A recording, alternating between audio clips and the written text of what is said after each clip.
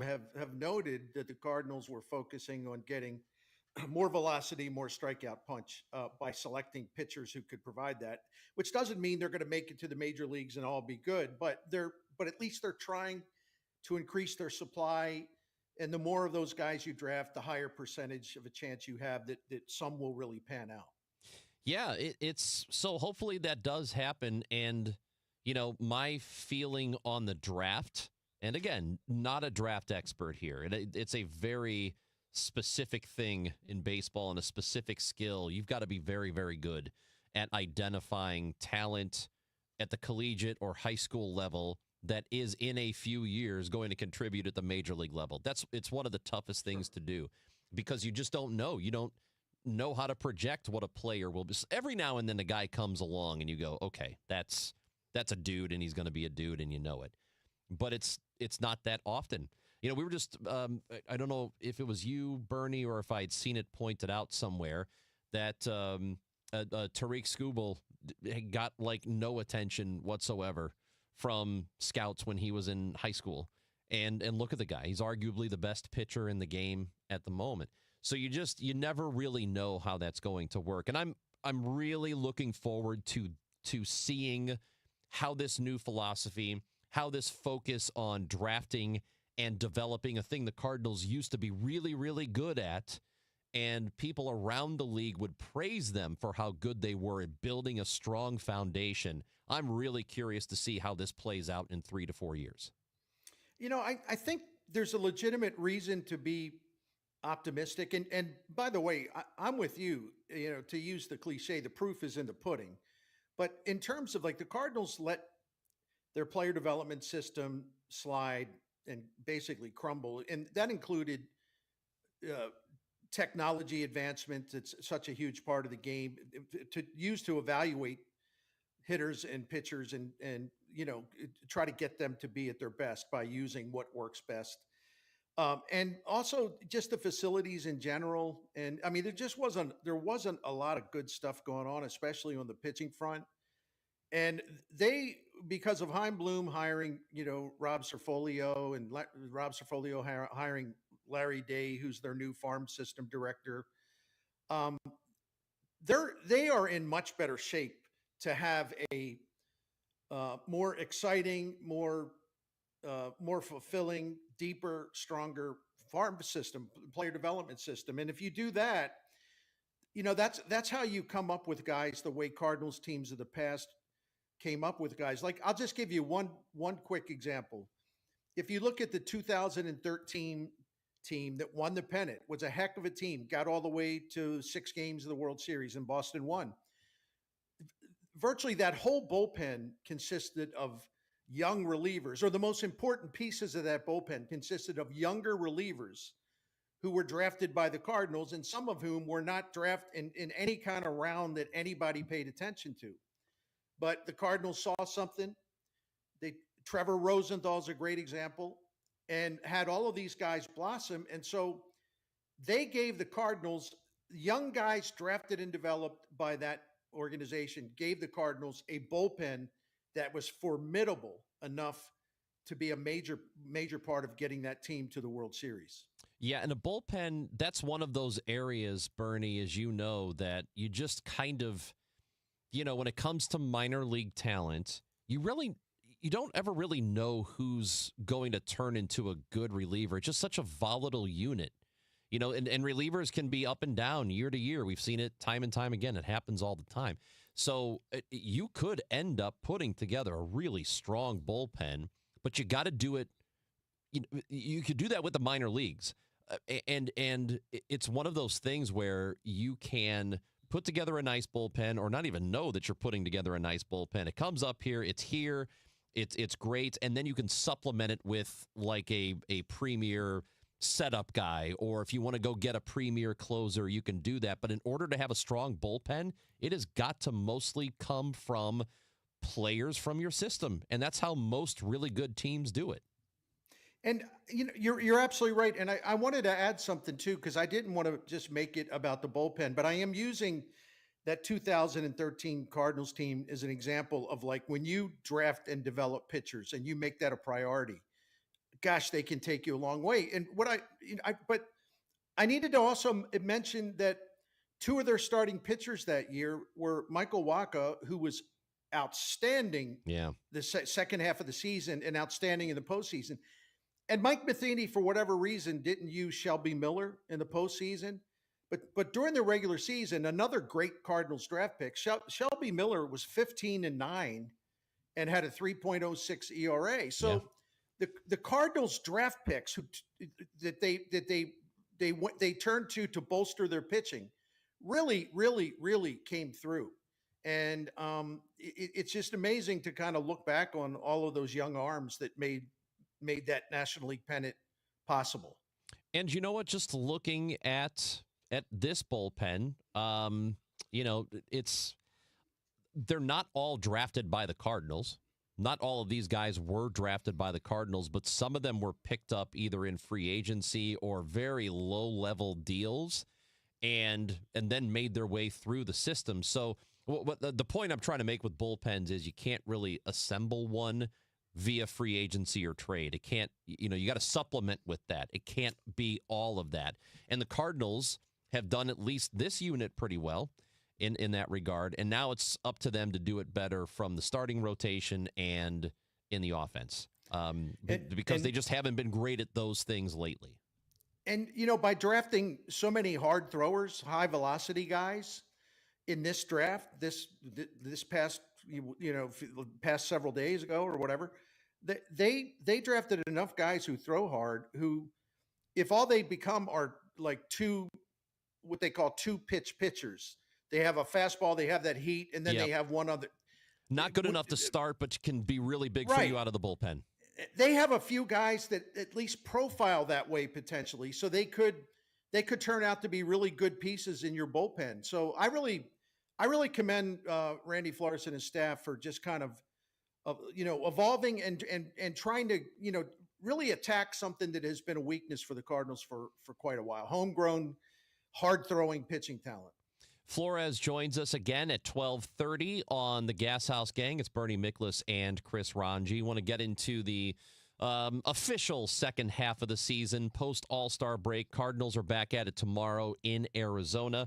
They will restart their campaign, a game and a half back in the wild card race. So I want to talk a little bit about what happens next, Bernie. The trade deadline is less than 2 weeks away, and discuss what could potentially happen there because we are coming up on it. It is the Gashouse Gang, and it is brought to you by Saliga Heating and Cooling, SaligaHeatingandCooling.com, and by Anderson Hospital. Bernie and Ranji on 104.1 FM KMOX.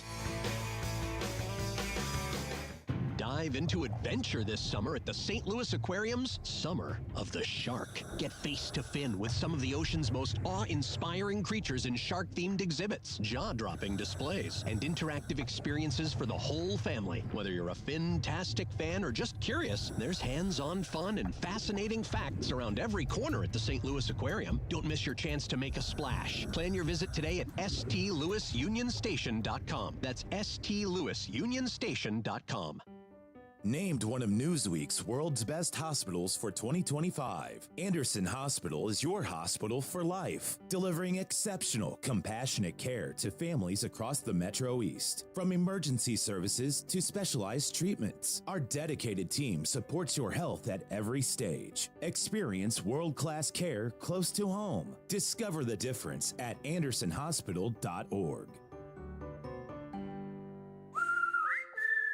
Hey, it's Matt, your leaf filter trusted pro. Gutters are an often neglected part of the home. They're also one of the most important. Clogged, overflowing gutters can cause serious problems like foundation damage or basement flooding, which can cost thousands of dollars to fix. Let's face it, cleaning gutters yourself is not only a hassle, it can be dangerous. But when you get Leaf Filter, you'll never have to worry about cleaning clogged gutters again. Get started today by visiting leaffilter.com/deal to schedule your free inspection. If you decide to move forward, we'll professionally clean, realign, and seal your gutters before installing our patented stainless steel micro mesh system. Leaf Filter keeps out everything but the water. And it's backed by a lifetime transferable no clogs warranty. So you're protected for good. We're in your neighborhood and ready to help. Visit Leaf Filter today for a free inspection and estimate, and you could save up to 30%. Visit leaffilter.com/deal. That's leaffilter.com/deal. Hey guys, Glover here with my friend Mark Cantor at Cantor Injury Law. So as you know, I'm a lawyer, so I take this very seriously. Mark is a great attorney. He has a great team. He is from St. Louis. He is local. Call 314-628-9999 or visit cantorinjurylaw.com. The choice of a lawyer is an important decision and should not be solely based on advertisements. SNL Coin. We buy gold and silver coins, silver and gold jewelry. Also buying gold-filled and silver plate. Before you sell, call SNL. 314-544-3600. 314-544-3600. SNL Coin. You asked, we delivered. KMOX, now on FM. Crystal clear sound at 104.1 FM. They could add on the edges. Eric Fetty might get replaced, but you have McGreevy there. Maybe you add a little bit more depth because you can't make changes in August and September. So, look, you're in the hunt. You can't do zero. But I agree with you in terms of the big moves. I don't think the Cardinals are in that space right now. Jesse Rogers, ESPN, covers Major League Baseball. Talked with us on the Chris and Amy show earlier today on 104.1 FM KMOX. Gashouse Gang, Bernie Miklasz, Chris Ranji, your host today. Randy Flores, scouting director for the Cardinals, will join us at 12:30. They signed Liam Doyle, by the way, their top pick. Great. He made his visit to Busch Stadium, so he is signed. He's in. And he is a member of the organization, so we'll talk to Randy. But the trade deadline coming up, Bernie, it's approaching quickly. And the Cardinals, according to John Mozeliak from about a week and a half ago, he basically said they're willing to wait this thing out so we could get within 2 or 3 days of the deadline and still nothing happens. And I think this is a pretty volatile situation with them. I still lean toward them either doing nothing or maybe trading away an asset. And it might just be one, and it could be Ryan Helsley. It could be somebody like that, or maybe they do nothing at all. I mean, as we sit here now, and if you have to project, what do you think happens? If I had to put my $2 down on the thing I think is most likely to happen, actually, the odds against this would be longer than something. The easiest thing to do is to say, well, if they're in it, they'll keep Helsley and they'll maybe find something else, to add to it, whether it be a right-handed bat, another reliever, something like that. But I like this concept, and that's what it is. It's a concept. And I'm going to give credit to The Athletic because I giggled when I saw this this morning, because I'm trying to describe what I'm talking about, with the Cardinals, maybe doing a little buying and a little selling. And so in their breakdown of all their trade deadline tiers, right? They had a tier number 4, which is called tailors, as in teams threading the needle, both buying and selling. And they have the Cardinals on that group. And, they basically said, and if you don't mind me reading from it, because I just like the perspective. And so rather than me stumbling around, I'd rather just read this. Quote, "We've kept the Cardinals in this tier, though it is perhaps against our better judgment. They're a good week away from holding a wild card spot, but the fact they approach this as a rebuilding year from the beginning suggests they might lean to the sell side unless absolutely compelled to buy. Could they trade closer Ryan Helsley without necessarily giving up on a late season charge? Maybe." So, that's pretty much like a broad picture there. But if the Cardinals were really bold, if they did something that I wouldn't expect along this line of buying and selling, they could maybe spin off Helsley, but get a younger reliever in return who could be part of their future, or maybe they make Lars Nootbaar available and they get a better offer than they anticipated. Katie Wu, The Athletic, had a story a couple weeks ago where she quoted a National League executive, a front office guy, who said the Cardinals could be the linchpin to a lot of things. This executive told her they have a lot of players that teams are interested in. So when I read that got my attention, and I started thinking, maybe this thing will be a little wilder than we anticipate, but it doesn't necessarily mean all buying or all selling. It could be a combination of both. Yeah, the third man who's watching on YouTube says if the Cardinals make a big trade, it'll be because someone else makes an offer they can't refuse. And that could be the case for a small deal, too. Again, I lean toward nothing happening. It's not a strong lean, but I do lean that direction. But you touched on this.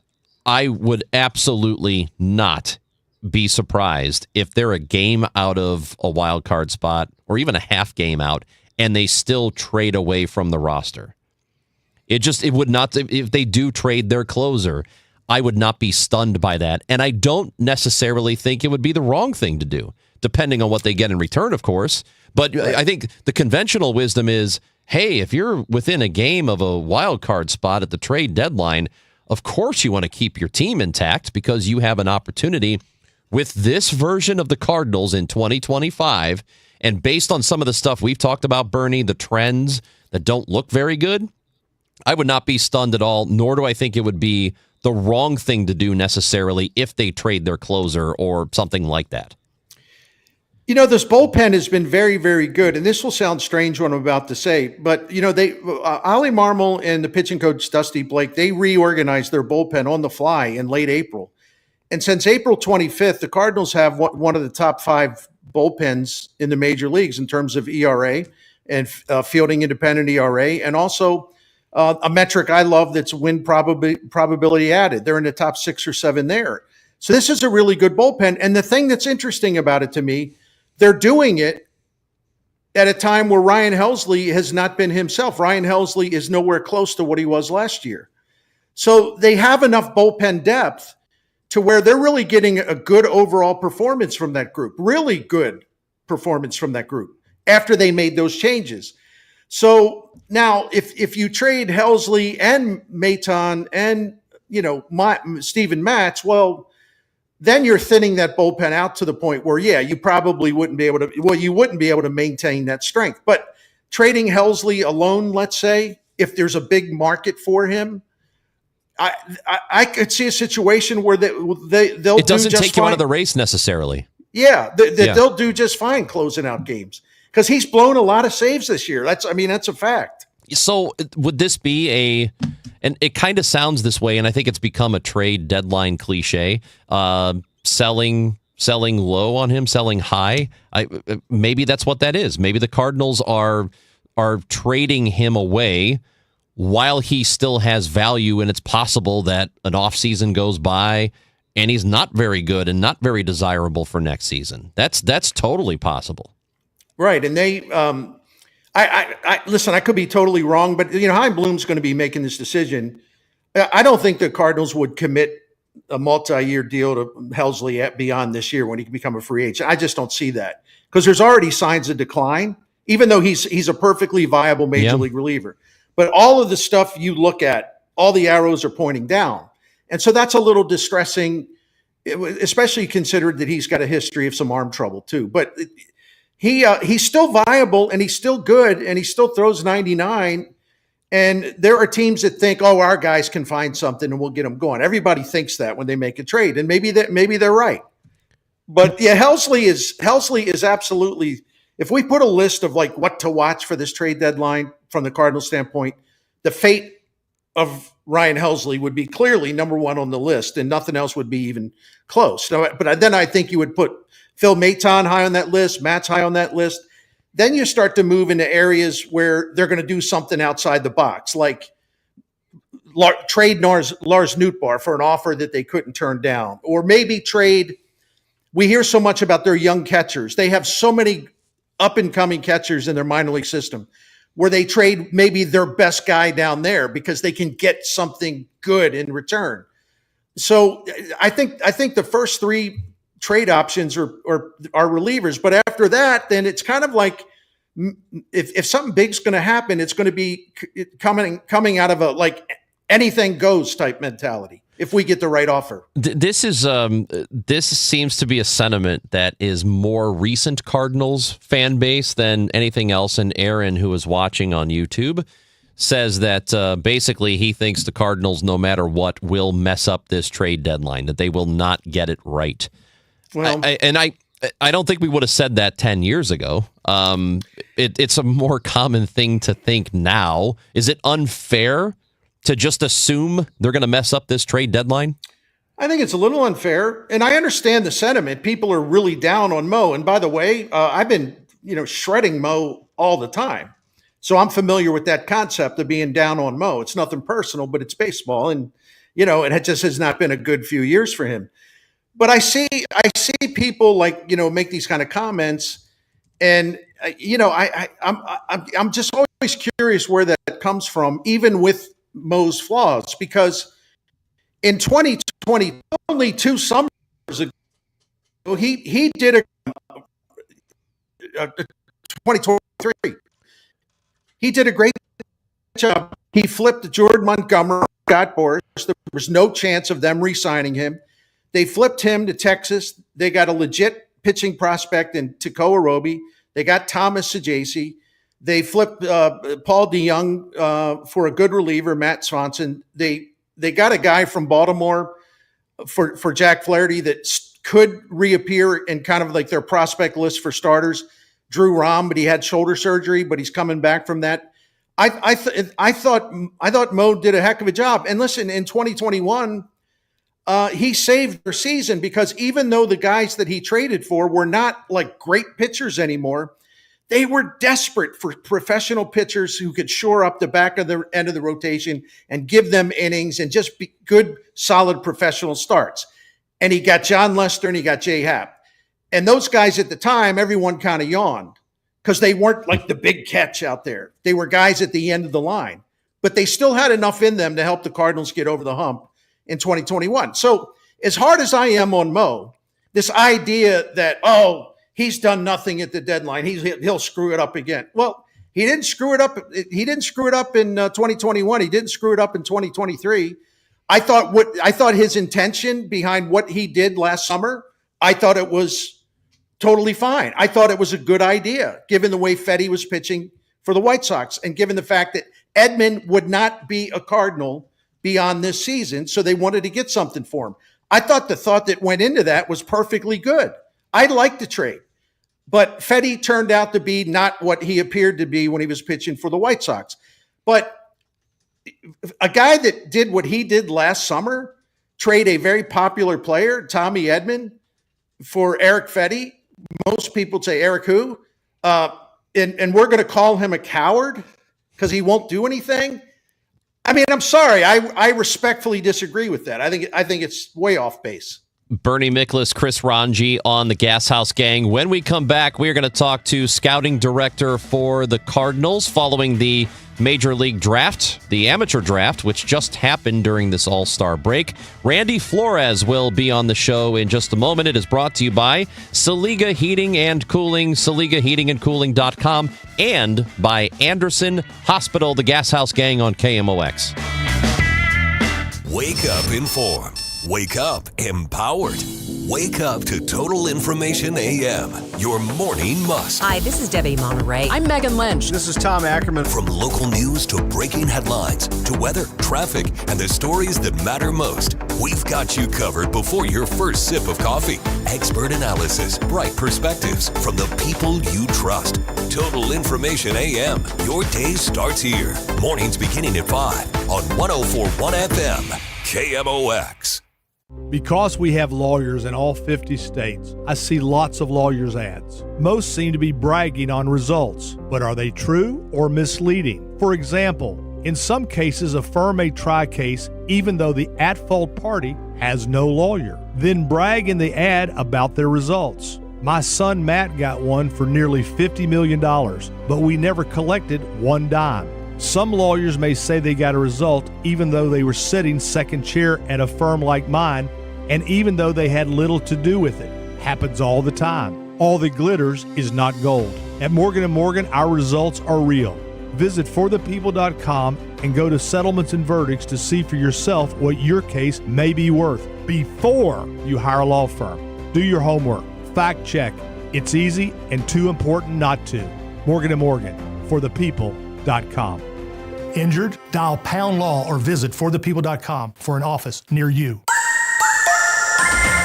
87 degrees in St. Louis, feels like 96. Some thunderstorms possible as we will be getting down into the 70s by early evening. The weather brought to you by Chesterfield Fence and Deck. Chesterfield Fence and Deck is your premier provider of fences, decks, patios, sunrooms, and more.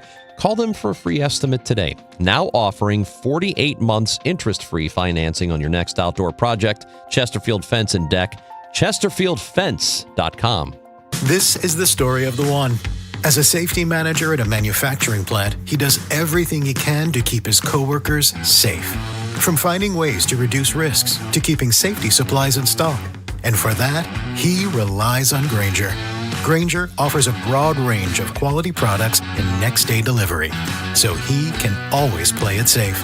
Call 1-800-GRAINGER, click Grainger.com, or just stop by. Grainger, for the ones who get it done. Hey, it's Jeff Sachs at Sachs Financial, retiresafestl.com. Have you ever wondered what it's like to work with a financial advisor? Are you in your 50s or early 60s and really haven't talked to anybody about how you retire? Give me a call today. Check out our website, retiresafestl.com. Baseball's All-Star Week is underway. Cardinals baseball, it returns Friday night when they take on the D-backs. Cardinals Radio, 104.1 FM, KMOX. Gashouse Gang on 104.1 FM KMOX. It is the home of Cardinals baseball, and we got that extension now, too. So we will continue to be the home of Cardinals baseball for the foreseeable future after the extension was announced a couple of weeks ago. It is time to go to the guest line today. We are with Bernie Miklasz, Chris Ranji. That is the show for today, but we are now joined by the director of scouting and, well, he's the assistant general manager of the Cardinals. And he is helping out and making sure the Cardinals move the right direction in terms of the amateur level, and we're going to see how it plays out. Randy Flores is with us now on KMOX. Randy, good to talk to you. How are you? Good. Thanks for having me on. So we know that the top pick, Liam Doyle, just here at Busch Stadium, so he has signed his contract. He is officially in the organization. Must feel good to get that done quickly. Really, really good. When you guys get a chance to talk and meet him and learn about him, you'll realize that, you know, he wanted to fly here the night he was drafted. He was just so anxious to get going. But certainly anytime procedurally you're able to get your top pick signed and into the org as quickly as possible, it really kind of just helps the domino effect of onboarding the rest of our draft class. Randy Flores, Bernie Miklasz, good to talk to you after all this time. And I want to remind people, remember this about you and give you the credit you deserve. The game-winning pitcher in that classic Game 7 at Shea Stadium in New York, 6, where Wainwright struck out Beltran. The winning pitcher in that game was none other than Randy Flores. So a tip of the cap to Hey, Bernie, I appreciate that. If we could just talk about that the rest of the time instead of the hard questions you're about to ask me, I'd love that. Thank you. You know, to be honest with you, I don't have a lot of hard questions because I was really excited by what you did. Not that my opinion matters, and I'm no expert, but just reading about the profiles of all the pitchers in particular you're drafted, and I'm seeing guys with power arms, high velo, a chance, and I'm like, wow, this is a really, really nice change. And they're really attacking a problem that's been there for a while, which is, too much maybe pitch to contact. So tell us about the philosophy going in.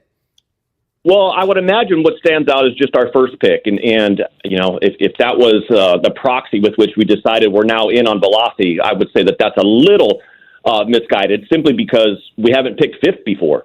And obviously each pick that you get further and further away from the top of the draft, you have to accept some trade-offs. And so I don't think an arm talent like Liam Doyle is there in the late teens and 20s where we hope to draft again very soon.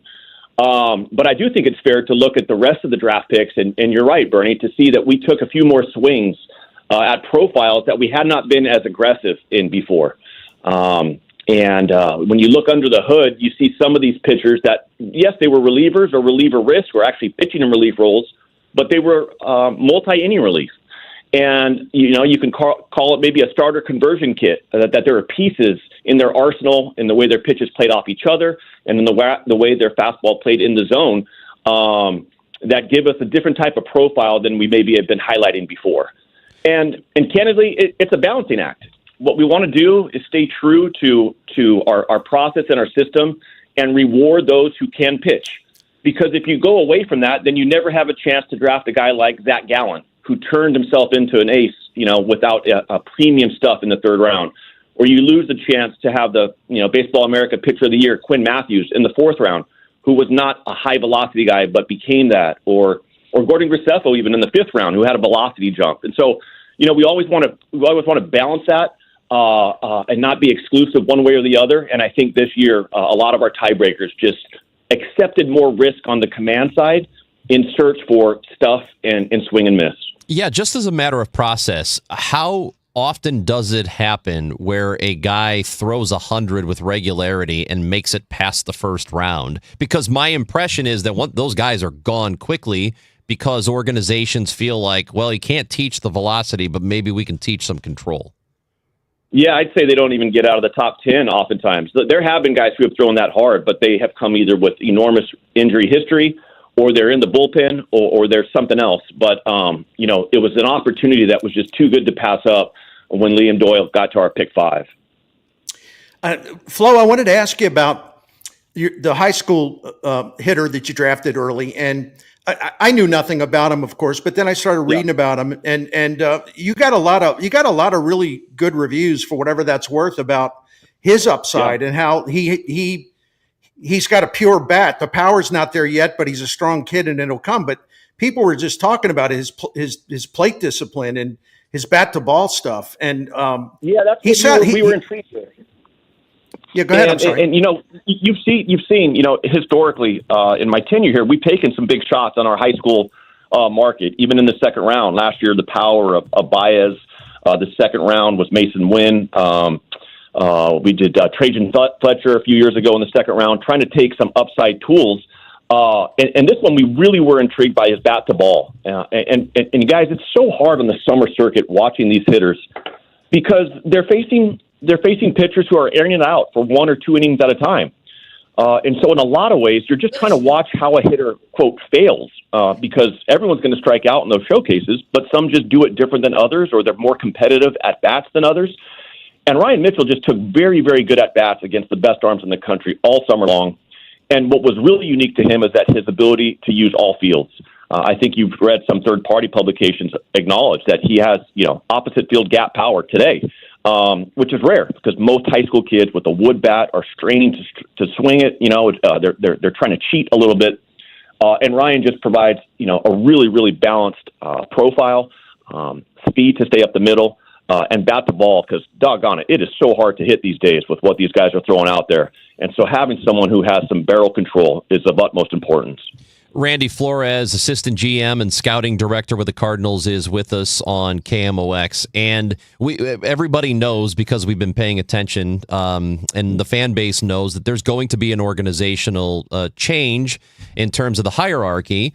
And that's not going to happen until next year. But what I'm wondering is, when you go through an amateur draft, when that change is sort of in the process of happening now, there's going to be a new phase of Cardinals baseball, at least at the organizational level. So what happens differently at the draft in that regard? How are things decision-making? How does that change, if at all, knowing that there's going to be a new president of baseball operations by next year? Well, I think if you poke around, you're hearing that it's been very seamless. And so I would say it was seamless in the draft room as well. What was really, really fun was continuing to grow in our collaboration and our discussions with our domain experts in both hitting and pitching and now performance. And, 2 of those 3 were new in Matt Pierpont and Carl Koshin, along with Russ Einhorn. And so evolving our process to continue to bring them into our player pool, to have them weigh in within player groups, to weigh in on their opinion of pitch types if there's a bunch of players that are close in evaluations. And I think it was just a great experience. Our scouts came away very impressed with the collaboration and the spirit with which opinions and guidance was given. And I think that our group, I think we'll look back at this as a needed step of evolution that we look forward to improving more and more. That's really good to hear. Seriously, I mean that sincerely. Hey, Flo, if you don't mind, I actually wanted to go back, and I know you won't mind talking about a past year draft pick or whatever. People that listen to me on KMOX, they're probably tired of me talking about Nathan Church, but I'm just excited by what he's been doing in the minor leagues. And to your point about you look for a quality and you'll take a guy late because you think he's got upside. And Nathan Church was an 11th round pick, number 337 overall. And if you look at his ascension through the minors, and the first tip off came when he was put in the Arizona Fall League last year. I mean, this guy is just shredding it, and he's got about everything you want. So tell us about him. I mean, what compelled you to take him, and is he what you had hoped he would be, like maximum upside to this point?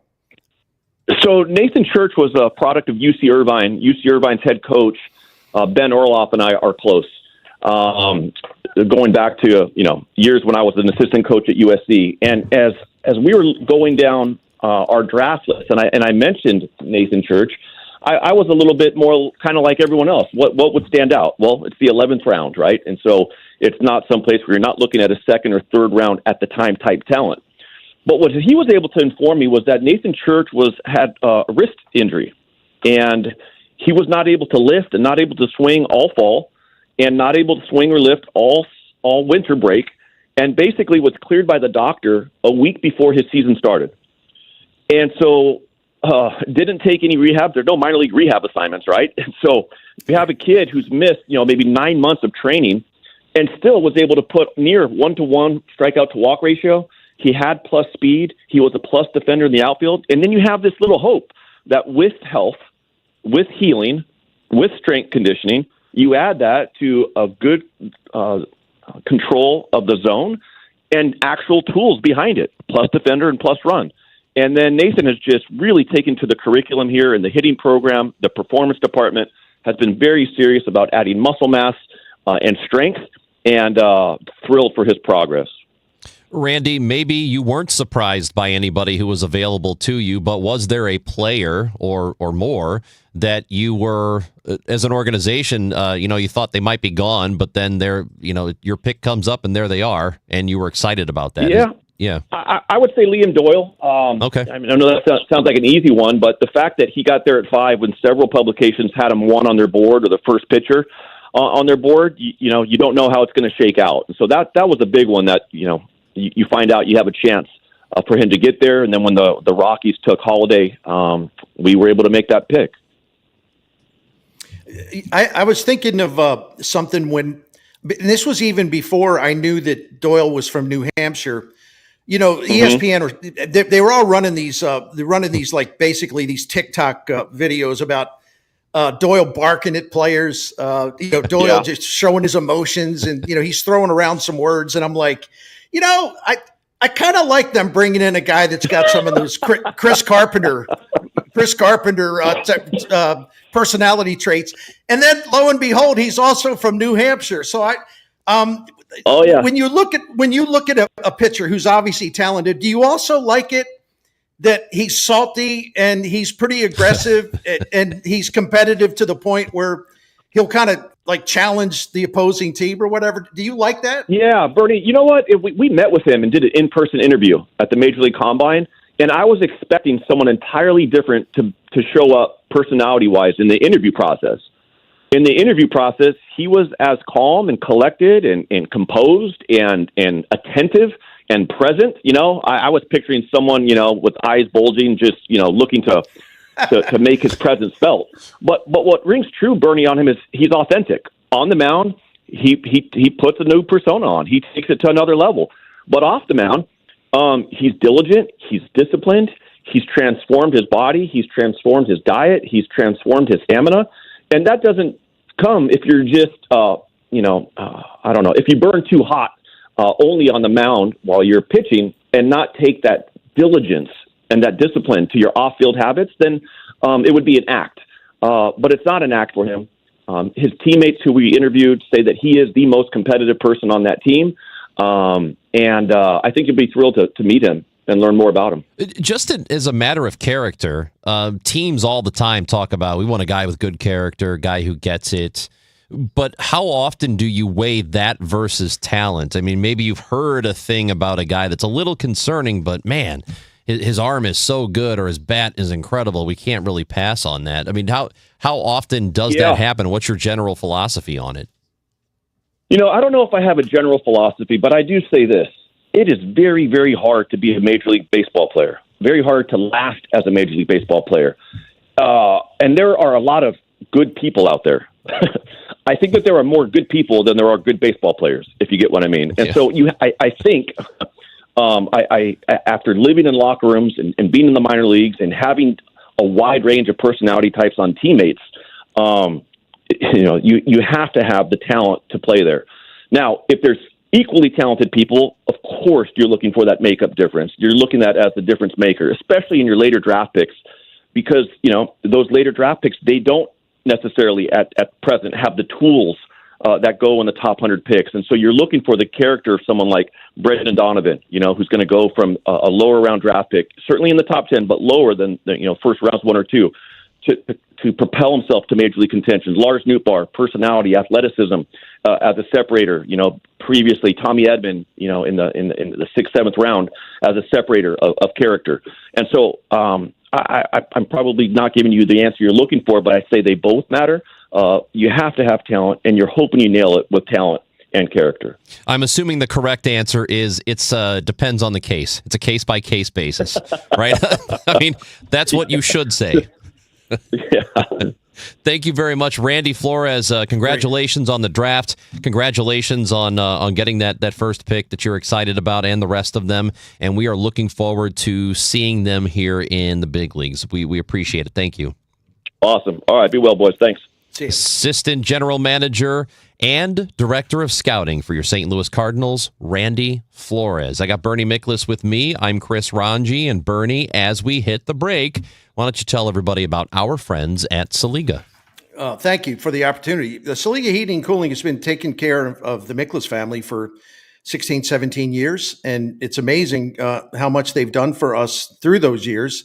And the Miklas family has come to appreciate what Saliga Heating and Cooling, this Daikin comfort dealer, has been doing for St. Louis families all the way back to 1927. Dan Saliga is the 4th owner operator of this great family business. He's maintained the very high standards. They want your business, and they believe that they have to earn it. They have to give you a reason to call them time and time again and to trust them. And that's been our experience. We have found them to set the highest standard for honesty and their knowledge, their professionalism, their prompt service. They have looked to save us money just about every time, and they have saved us money through the Saliga's Priority Club, which is a maintenance program, a plan that will save you money by extending the life of your current equipment. Basically, they come out and check all of your equipment, a couple times a year. And if sometimes they'll catch a real little small problem before it becomes a big and expensive problem. And they'll never upsell you or try to talk you into something. They're as honest as could be. It's because they want you to be part of their family too. This family of St. Louisans that have called Saliga since 1927. So to find out more about them and the Priority Club, go to SaligaHeatingandCooling.com. That's SaligaHeatingandCooling.com. Chris Ranji for Siteman Cancer Center, and you have to know that you are somebody's favorite person, and your health matters not just to you, but it matters to people who care about you. Getting screened early for any cancer, whether it's colon or breast cancer, prostate cancer, or lung cancer, it is important to do that. Siteman has set up a website called GetScreenedNow.com, and when you go to it, it's going to help you find a location nearer you. If you live a little farther out from St. Louis and don't want to make the trip into the city, you can get screened closer to home. GetScreenedNow.com, because for me, I'm over 45. It's time for that colonoscopy. 3rd leading cause of cancer-related deaths in both men and women. And GetScreenedNow.com will help you find a location that is good for you. Doing it early, really, really important. GetScreenedNow.com. It doesn't take a lot to make a big difference. That's why we've teamed up with Jerry Kelly Heating and Cooling to bring you 100 acts of kindness. For the next 6 months, the Chris and Amy Show is challenging you to spread kindness in simple, meaningful ways. No big budget needed. Write a thank you note, help a neighbor, surprise someone with a smile. It all counts. Let's prove that kindness is contagious. Share your acts with us by using hashtag 100KindActs. Because a little kindness goes a long way. If you owe the IRS, you have a legal issue, and you need the Lance Drury Law Firm. We'll protect your rights. Log on at lancedrurylaw.com. Paul's new drone startup just lost its most genius computer scientist. We just lost our best genius to some new genius who's got a genius new idea. I'm going to have to find a new genius, or two half geniuses, and fast. He needs a computer scientist that can keep his startup from falling down. I need Indeed. Indeed you do. When you sponsor a job on Indeed, it's easier for talented candidates to find it, which makes it easier for you to hire them. Visit Indeed.com/credit and get $75 towards your first sponsored job. Terms and conditions apply. Did you know you can get your prescriptions for less at your local pharmacy? You can with GoodRx. It's the free app that can save you money on your medications. Just search for your prescription, choose the pharmacy and the price that works best for you, and then show your GoodRx coupon to your pharmacist at the drop-off counter. GoodRx works at over 70,000 pharmacies, including Walmart, Rite Aid, and Walgreens, and it works whether you have insurance or not. It's easy to save. Next time you drop off your prescription, check GoodRx. To start saving today, go to GoodRx.com. GoodRx is not insurance.